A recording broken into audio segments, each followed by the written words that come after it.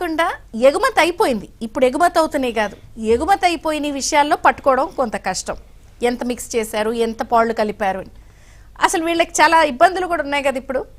ఇక్కడ ఈ ఆహారాన్ని ఆపడానికి కానీ వీళ్ళ దగ్గర నుంచి రికవరీ చేయడానికి కానీ ప్రభుత్వానికి పెద్ద కష్టమైన పని కాదండి. అంటే కోట్ల కోట్ల ఆస్తులు కూడా ఆర్జించారు. ఇప్పుడు ప్రభుత్వం తలుచుకుంటే, రాజు తలుచుకుంటే దెబ్బల కొదువ అన్నట్టుగా ప్రభుత్వం తలుచుకుంటే కనుక దీన్ని అరికట్టవచ్చు, ఈ దొంగలను పట్టుకోవచ్చు, వాళ్ళ దగ్గర నుంచి రికవరీ చేసుకోవచ్చు.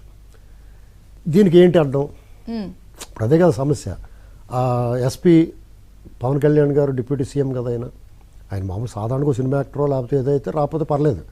ఒక ఎమ్మెల్యే అయితే కూడా పోనీ ఒకవేళ నిర్లక్ష్యం చేయడం, ఆయన డిప్యూటీ సీఎం కదా, మంత్రి గారు కదా, పైగా ఒక పెద్ద టాస్క్, దానికి ఆయన హాజరవ్వాలి, తప్పించుకున్నాడు.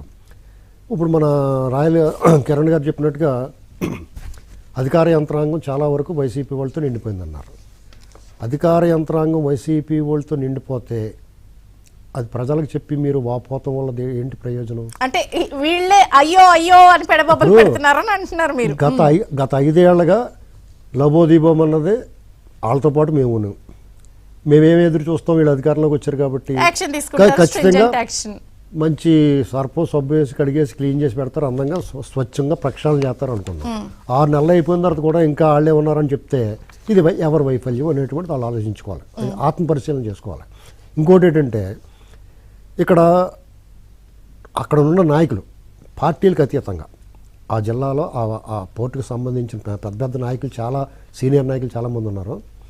తెలుగుదేశం పార్టీ వరకు వస్తే వాళ్ళకి తెలియని విషయం అండి ఇది. అక్కడ పార్టీని గుప్పిట్లో పెట్టుకుని పార్టీని చక్రం తిప్పుతున్న వాళ్ళు ఉన్నారు. నల్లగొండ నుంచి కాకినాడ పోర్టుకి ఒక పెద్ద పెద్ద రాతి దిమ్మలు వెళ్తూ ఉంటాయి, 30-40 టన్నుల దిమ్మలు. అక్కడ చూస్తే మీ ఖమ్మం నుంచి అటు వెళ్తూ ఉంటాయి చూడండి, ఆ రోడ్లన్నీ దాటి వల్లే పాడైపోతాయి. అటువంటి దిమ్మలాగా అడ్డంగా కూర్చుంటారు పార్టీకి, కేడర్కి, ఎదుగుదామనుకున్న నాయకులకి మధ్య. వీళ్ళకి అప్పుడు ఏమనిపిస్తుంది, ఈ స్మగ్లర్లకి, దొంగల ముఠాకి ఈ నొక్కడిని లైన్లో పెట్టుకుంటే చాలు, పార్టీ అంతా మన చేతిలో ఉంటుంది, ఎవడో మాట్లాడరు అనుకుంటారు కదా. అదే జరుగుతుంది అక్కడ. అంటే కీలకమైన స్థానాల్లో ఉన్న అన్ని పార్టీల వాళ్ళకి ఇందులో భాగస్వామ్యం ఉంటుందండి. ఇది నిర్మాణం. ఎదురుగా వీళ్ళని కూడా అనేస్తున్నారు కదా టీడీపీ వాళ్ళు, మీరు లేరా అని అంటున్నారు. అది నాకు అర్థం కాలేదు. ఆ ధైర్యం ఎందుకు వచ్చింది వాళ్ళకి? వీళ్ళందరూ ఉండబట్టే. ఇది మనం ఇరుక్కోవడం కాదు, వాళ్ళని కూడా ఇరికిచ్చేద్దాం. ఇప్పుడు చేదు నిజమండి. వీళ్ళు ఏం చేయాలంటే మొహమాటలు లేకుండా దీన్ని కత్తిరించి పడేయాలి.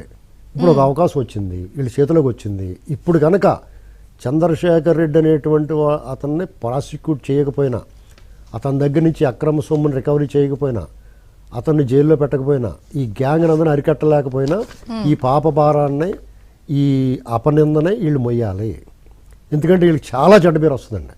ఇప్పుడు చంద్రబాబు నాయుడు గారు కానీ పవన్ కళ్యాణ్ గారు కానీ మీద చాలా హోప్స్ పెట్టినారు జనం. ఎందుకంటే వీళ్ళు మీకు సంక్షేమం చేస్తాం, లేకపోతే ఇవన్నీ పథకాలు ఇస్తాం అనేటువంటి హామీలతో పాటు ఈ రాష్ట్రాన్ని శుభ్రం చేస్తాం, క్లీన్ చేస్తాం, అట్టున్నర పెడతామని చెప్పారు వీళ్ళు.